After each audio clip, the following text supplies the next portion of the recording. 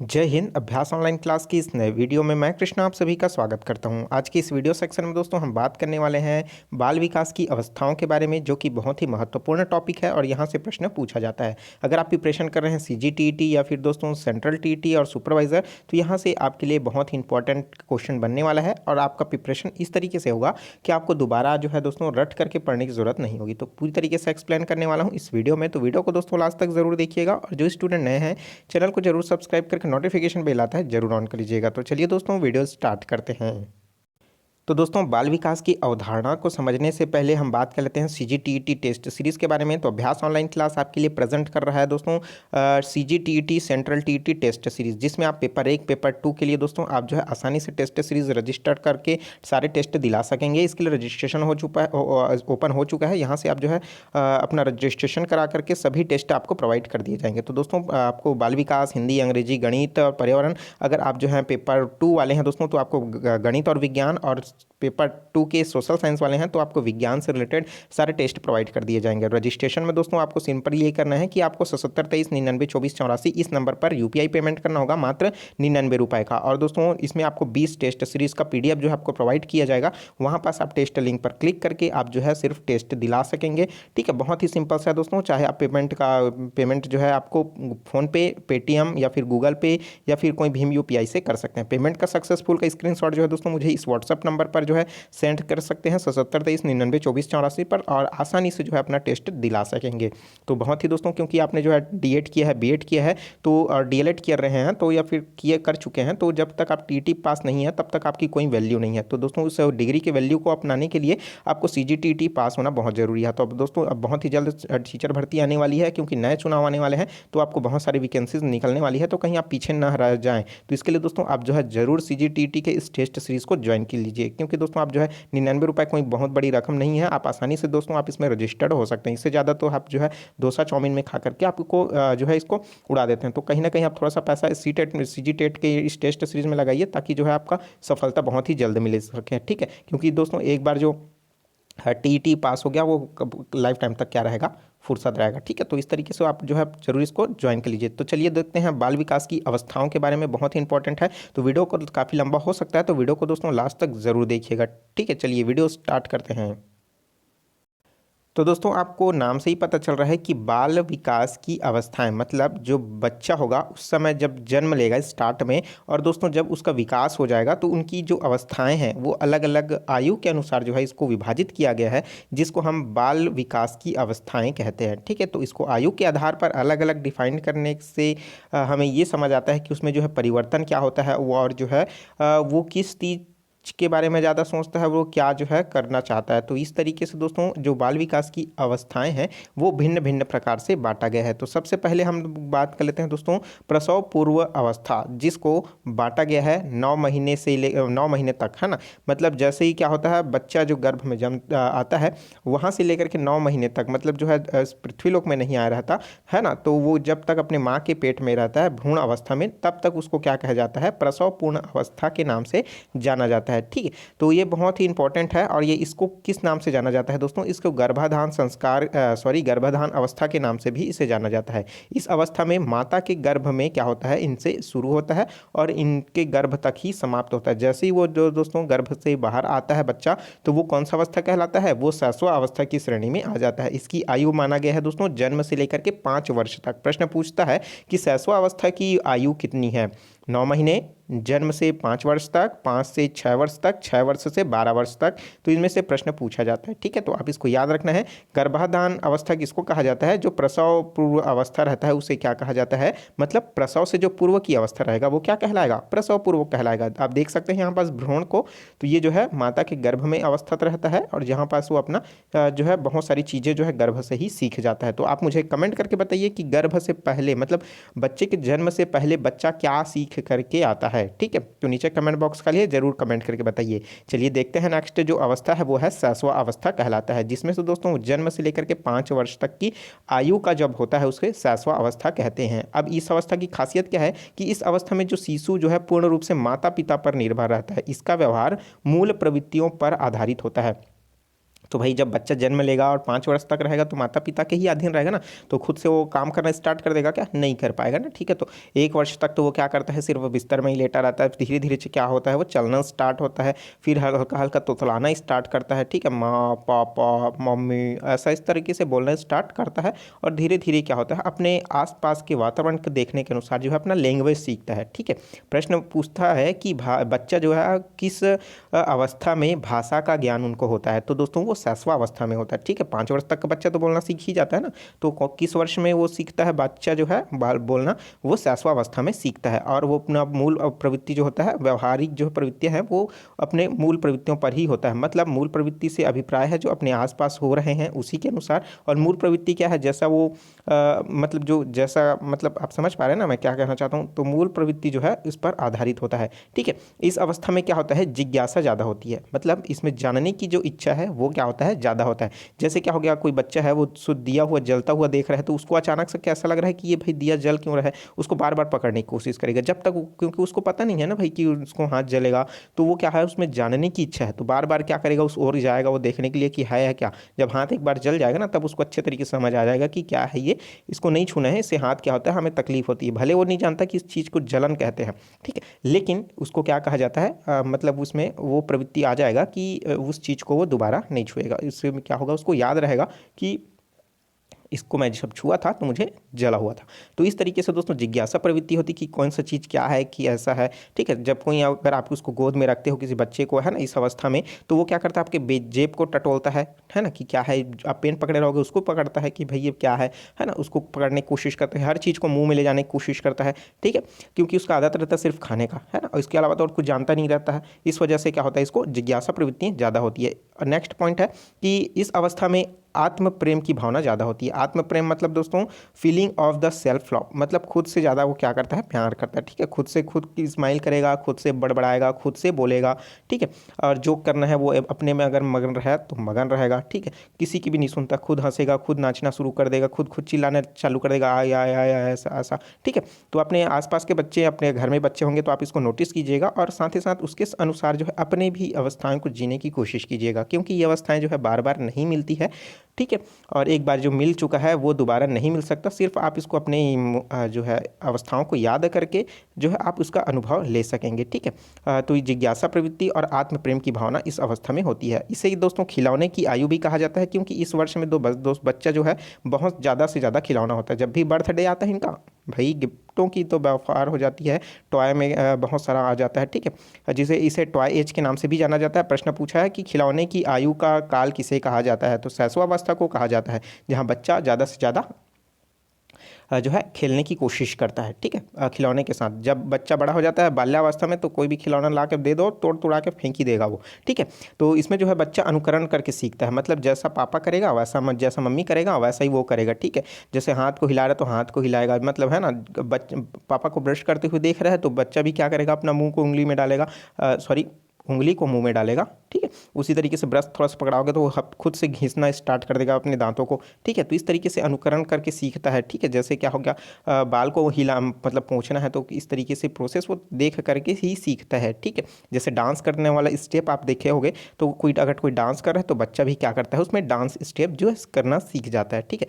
और गाने के अनुसार ही वो क्या करता है, सीखता है। अनुकरण मतलब क्या हो जाएगा, आपके देखा देखी वो सीखेगा। अगर आप गलत चीज़ों भी आप कर रहे होंगे, बल्कि आपको नहीं पता होगा कि आप जो है बच्चे के लिए नहीं सिखा रहे हैं, लेकिन बच्चा सीख जाता है, जैसे गाली देना, ठीक है।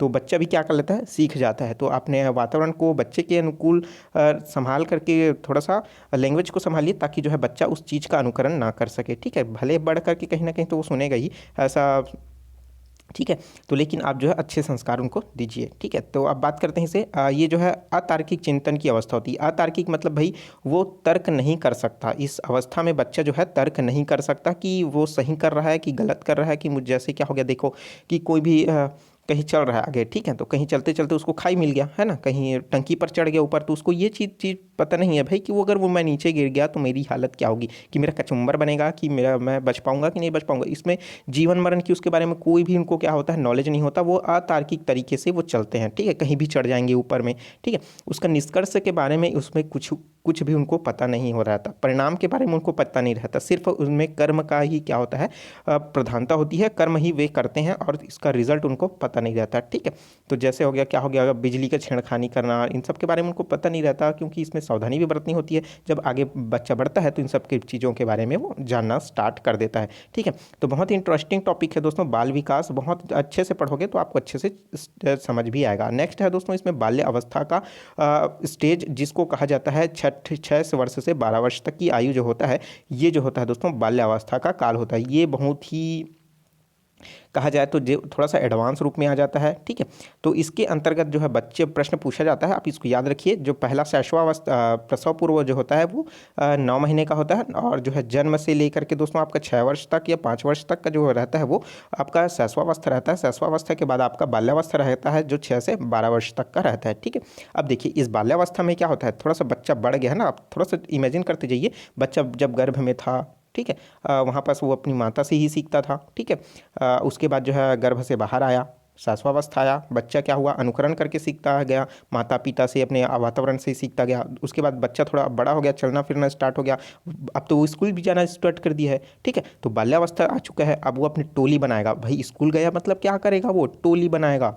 ठीक है, अब देखिए इस तार्किक चिंतन की अवस्था कहा जाता है। इस मतलब इसमें थोड़ा सा चिंतन करने स्टार्ट कर देता है कि सही क्या है, गलत क्या है। ठीक है, लेकिन वो गलत ही चीज़ करता है। ठीक है, सही चीज़ तो करता ही नहीं है। ठीक है, तो बाल्यावस्था जो है 6 से 12 वर्ष तक रहेगा, जिसमें से आपका, अगर मैं 6 से 10 वर्ष तक की बात करूं तो वो सिर्फ अनुकरण ही करता है। ठीक है, सही चीज़ सिखाओगे सही सीखेगा, गलत चीज़ सिखाओगे गलत सीखेगा। लेकिन जो है 10 से 11 और 12 वर्ष की आयु में वो तार्किक करना सीख जाता है कि क्या सही है क्या गलत है, मैं अपने हिसाब से करूँगा। वो अपना मर्जी चलाना स्टार्ट कर देता है, और भाई जब अपना मर्जी स्टार्ट करता है ना, तब किशोरावस्था में तो अति कर देता है। ठीक है, तो देखिए, तो 12 वर्ष तक की आयु तक जो है दोस्तों तार्किकता की अवस्था उसमें आ जाती है कि सही क्या है गलत क्या है वो समझ जाता है। ठीक है, अगर आप बच्चे को भी, 12 वर्ष के बच्चे को आप झूठ बोलो कि आप फुसला सकोगे क्या, नहीं फुसला सकते ना, क्योंकि बच्चा भी एडवांस हो जाता है। थोड़ी भी बात तो मम्मी आ रहे हैं, मम्मी आ रहे हैं, मम्मी को पता, बच्चे को पता है मम्मी को कितना टाइम आएगी, है ना। तो इस चीज़ में क्या होता है, आपको बच्चे को थोड़ा सा घुमाना या उनको झूठ बहलाना थोड़ा सा मुश्किल हो जाता है। अब इसे क्या कहा जाता है, आरंभिक स्कूल की एज भी कहा जाता है, क्योंकि इसमें बच्चा जो है स्कूल जाना स्टार्ट कर देता है, नर्सरी तो पार कर लेता है। ठीक है, पहले दूसरी तीसरी चौथी, है ना, तो वो पढ़ना स्टार्ट कर देता है। तीसरी जो अवस्था है दोस्तों, सॉरी, बाल्यावस्था की तीसरी बात है कि गंदी अवस्था, क्योंकि दोस्तों इसमें जो है बच्चा खेलता कूदता ज़्यादा है ना, अपने बच्चों के साथ टोली बना करके घूमना शुरू कर देता है, और बच्चों के साथ ही क्या होता है, धूल में खेलना, इधर खेलना, पत्थर उठाना, कुत्ते को मारना, ये सब गुण जो है इसमें अवस्था में आ जाता है। ठीक है, इसे स्फूर्ति व अवस्था का स्मार्ट एज भी कहा जाता है, क्योंकि दोस्तों इसमें बच्चा जो है ज़्यादा स्फूर्ति के साथ जो है अपने कार्यों को करता है। क्योंकि देखा, आप बच्चे को देखे होंगे कि इस काल में जो है बच्चे इधर उधर दौड़ते रहते हैं, है ना, लुका छुपी खेलते हैं, कहाँ फुर्तीला दौड़ते हैं इधर उधर। ठीक है, बहुत सारी जो क्रियाएं हैं, लेकिन कहीं ना कहीं अब बच्चे हैं, ये जो चीज़ें जब हमारे कार्यकाल में था तो उस समय दोस्तों, मतलब कार्यकाल से अभिप्राय, जब हम लोग इस अवस्था में थे तो काफ़ी इधर उधर घूमते थे। लेकिन इस मतलब अभी वर्तमान की बात करें तो ये जो चीज़ें हैं ना, स्फूर्ति की अवस्था, तो वह सिमट चुका है। बच्चे अब सिर्फ स्कूल जाते हैं, स्कूल से आते हैं, ट्यूशन जाते हैं, मोबाइल में घुस जाते हैं, टीवी देखते हैं। ठीक है, तो उस स्फूर्ति का वो अवस्था अभी के बच्चों में देखने को बहुत ही कम मिल रहा है, जो कि क्या है, बहुत ही दुखद की बात है। बच्चों में जो स्फूर्ति है ये बहुत ही ज़्यादा एक्टिव हो जाता है उनके मानसिक स्थिति को संभालने के लिए, क्योंकि दोस्तों जब बाल्यावस्था रहता है तो उसमें डेटाओं जो है पूरा ब्लैंक रहता है, बच्चा धीरे धीरे सीखता है। और जब तनाव की स्थिति आ जाती है ना, जब उनका एज बढ़ जाता है, किशोर अवस्था, जिसको तनाव का काल कहते हैं, तूफान का काल कहते हैं। ठीक है, तो इनमें जो है ज़्यादा तकलीफ होती है। तो देखिए अब इसमें क्या होता है, खेलों की अवस्था, मतलब गेम स्टेज ज़्यादा होता है, जैसे मैंने बताया ना, लुका छुपी वाला गेम, बहुत सारी चीज़ें जो है बच्चा इसमें खेलता है। 6 से 12 वर्ष तक की उम्र के में, 15 से 20 साल तक के देखो कि क्या बच्चे को खेलना, अब तो मोबाइल में ज़्यादा खेलते हैं, लूडो, है ना, पबजी, फ्री फायर। ठीक है, तो ये सब चीज़ें जो क्या है, बच्चों की खेलने की अवस्था होती है, जिसमें आप उनको खेलने दीजिए। अगर आप उनकी एज जो है 6 से 12 तक है तो उनको ज़रूर खेलने दीजिए, क्योंकि दोस्तों बच्चे जब तक खेलेगा ना तो उसमें माइंड पावर जो है थोड़ा सा बढ़ता है, और थोड़ा सा डिसीजन लेने की क्षमता बढ़ती है। ठीक है, कहीं रन कर रहा है तो हमें, देखिए कार रेस कोई खेल रहे हैं तो थोड़ा सा उनके थ्रू में भी आप सोचिए ना कि बच्चा वो है, वो क्या कर रहा है, मैं इधर जाऊँगा तो गिर जाऊँगा, इधर ले जाऊँगा तो क्या हो जाएगा, बच जाएगा, तो गाड़ी को वो इधर मुड़ेगा। तो भाई कहीं ना कहीं वो क्या आ रहा है, उसमें डिसीजन पावर आ रहा है ना। लेकिन बस आप इस चीज़ का ध्यान रखिए कि उनको लत नहीं लगनी चाहिए, ठीक है। तो बच्चों को खेलने से मतलब वीडियो गेम खेलने से क्या होता है, थोड़ा सा डिसीजन पावर बढ़ता है भाई। उनको पता चल जाता है कि अब ये करूँगा तो मैं मर जाऊँगा, मेरा गेम ओवर हो जाएगा, ठीक है। तो ऐसे गेम को उनको इंक्लूड कराइए जो क्या है, जैसे पजल हो गया, उनसे क्या होता है आप उनका आईक्यू बढ़ता है। मैथ्स के ट्रिक्स हैं बहुत सारे जो है, मैथ्स है, लूडो पजल है, तो इनसे आपको इंस्टॉल कर सकते हो। प्ले स्टोर में बहुत सारे जो है गेम्स हैं, आप उनको देख सकते हो। आप भी खेला कीजिए ताकि आपका भी आईक्यू बढ़े भाई, है ना। टीटी भी पास तो करना है कि बच्चे को ही खिलाते रहना है। तो इस अवस्था में क्या होता है, आप संग्रहण की प्रवृत्ति जो है विकसित होने लगती है। जैसे मैंने बताया ना, डेटा जो है इस समय ब्लैंक रहता है, वो धीरे धीरे स्टोर होने लगता है। पहले तो जब शैशवावस्था में रहता था तो बच्चा को ज़्यादा याद नहीं रहता थकता, है ना। कोई भी चीज़ें उनको, आपने बच्चे को कितना पैसा पकड़ाया बचपन में तो उसको याद ही नहीं है, बस बड़ा होकर मम्मी से लड़ेगा। लेकिन इस अवस्था में बच्चे को पता हो जाता है कि आप उसको 10 रुपये पकड़ा रहे हैं, घर जा रहे हैं, तो है ना, तो उसको याद रहेगा इस चीज़ का। तो इस तरीके से उसमें मेमोरी जो है, स्टोरेज का जो गुण है वो धीरे धीरे आने लगता है। कौन सब चीज़ों है पहचानने लगता है, उनको जो है पढ़ा रहे हैं वो धीरे धीरे याद आने लगता है, संडे मंडे उनको याद होने लगता है, ठीक है। इस अवस्था में वो क्या करता है, ग्रुप में घूमता है, ग्रुप में घूमेगा और अपने आप को लीडर समझेगा, ठीक है। तो इस अवस्था में क्या होता है, टोली में रहना ज़्यादा अच्छा समझते हैं, क्योंकि उस समय थोड़ा सा बाहर के परिवेश के साथ मिलना स्टार्ट कर देते हैं, ठीक है। तो समूह, ग्रुप एवं गैंग इस अवस्था में बनाना स्टार्ट कर देते हैं, ठीक है। ऐसा गैंग मत बनाना कि थोड़ा सा आप उनको संभाल के भी रखिएगा, ठीक है।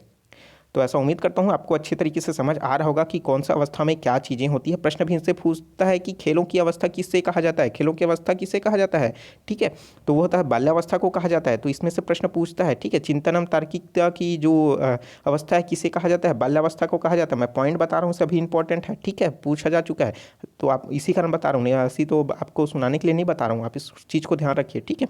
इसकी एज क्या है, 6 से 12 वर्ष तक की आयु है, ठीक है। इस जीवन का जो है अनोखा काल कहा जाता है, यूनिक पीरियड कहा जाता है इसको, क्योंकि ये दोस्तों बहुत ही यूनिक होता है ये। आप इसको मिस ज़रूर करते होंगे, ठीक है। चलिए अब बात कर लेते हैं, अगला है दोस्तों किशोर अवस्था। तो किशोर अवस्था जो है दोस्तों 12-13 वर्ष से 18 वर्ष तक की आयु को कहा जाता है।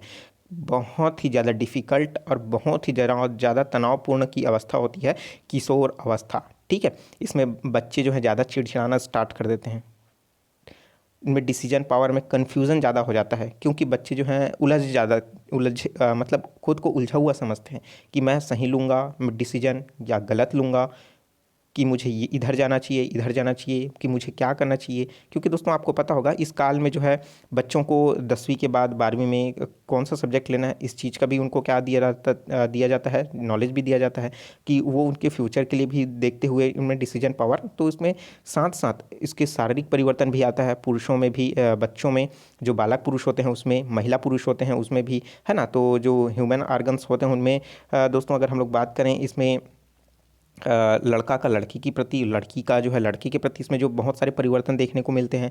तो इस अवस्था को बहुत ही जटिल माना गया है मनोवैज्ञानिकों के द्वारा। किशोर अवस्था को काफ़ी जटिल होता है दोस्तों। तो इसमें क्या क्या पॉइंट है और इन काल को किस किस नाम से जाना जाता है, तो चलिए देखते हैं। सबसे पहला तो ये है जो है दोस्तों जीवन का सबसे कठिन काल, जो मैंने बताया। उसी तरीके से इसमें संघर्ष, तनाव, आंधी तूफान की उलझनों की अवस्था भी कहा जाता है, ठीक है। बहुत सा प्रश्न पूछा जा चुका है कि तनाव की अवस्था किस काल में होता है, तो भाई किशोर अवस्था में होता है। तनाव का काल किसे कहा जाता है, किशोर अवस्था को कहा जाता है, ठीक है। उलझन, ठीक है, तूफान, देखिए उलझन आ जाता है, ठीक है, क्योंकि इसमें बहुत सारी चीज़ें हैं जैसे उलझन आपको देखने को मिलेगा। साथ ही साथ दोस्तों इस चीज़ में अहम आ जाता है, अहम, ठीक है। किशोर अवस्था में जो एक काल होता है जिसको अहम काल कहा जाता है, अहम, मैं सर्वस्व हूँ, ऐसा फील बच्चे दिलाएंगे कि घर को वही चला रहे हैं। बच्चा जो है इस समय वैसे ही सोचता है जैसे घर इसी के इन्हीं को पाल रहे हैं।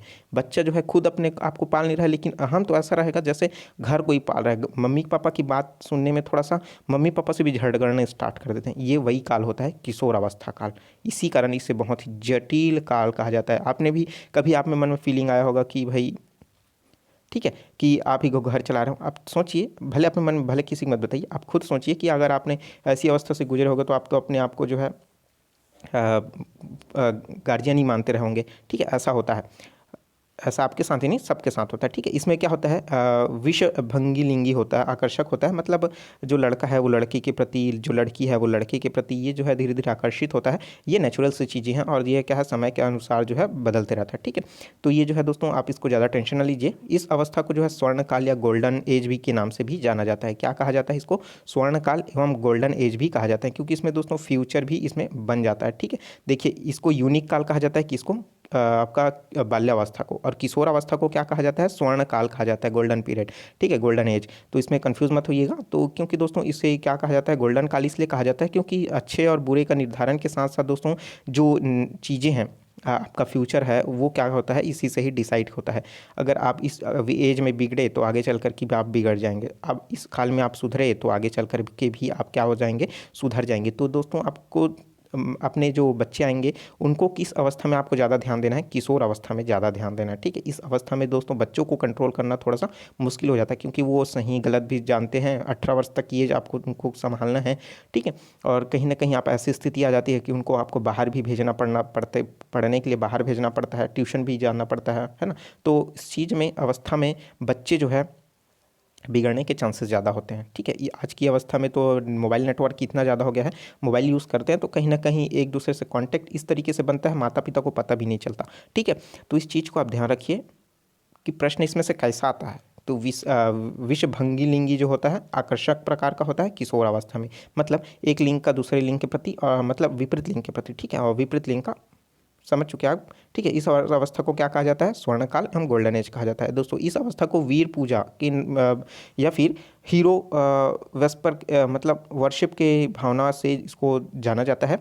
प्रश्न पूछा जा चुका है, वीर पूजा का काल किसे कहा जाता है, किशोर अवस्था को कहा जाता है। क्यों कहा जाता है भाई, इसमें इतनी ताकत होती है बच्चे में कि वो कुछ भी कर सकता है। सबसे ज़्यादा ऊर्जावान कब होता है, किशोर अवस्था में। तभी तो दोस्तों जब भी किसी दोस्त का झगड़ा होता है तो उत्तेजित बहुत जल्दी हो जाता है, मारने पीटने के लिए उतावला जल्दी हो जाता है, लड़ाई झगड़े के लिए उतावला जल्दी हो जाता है, माता पिता से भी कहीं कहीं झगड़ा हो जाते हैं, ठीक है। अब खास करके भाई बहन से झगड़ा हो जाते हैं छोटे बात को लेकर के भी, ठीक है। तो इससे क्या कहा जाता है, वीर पूजा का काल कहते हैं, क्योंकि दोस्तों इसी के वजह से जो है इसको क्या कहा जाता है, आपका स्वर्ण काल भी कहा जाता है, क्योंकि इसी वीर पूजा मतलब अपने जोश के कारण ही क्या करता है, वो अपने फ्यूचर को बना लेता है, ठीक है। अगर वीर पूजा उसमें हम मतलब खुद में क्या है दोस्तों बहुत ज़्यादा ऊर्जा है तो वो अपने अच्छे चीज़ में लगाएगा तो उसका निर्धारण भी क्या हो जाएगा, अच्छे तरीके से होगा। मतलब अच्छे तरीके से अगर वो सोच रहा है कि मुझे पढ़ना है और ये बनना है, तो भाई कहीं ना कहीं क्योंकि उस समय ऊर्जा बहुत ज़्यादा होती है। अगर मैं बात करूँ किशोरावस्था के बाद जो है दोस्तों आपका जो है आगे की अवस्था, ठीक है, तो बाल्यावस्था मतलब आपका जो है दोस्तों,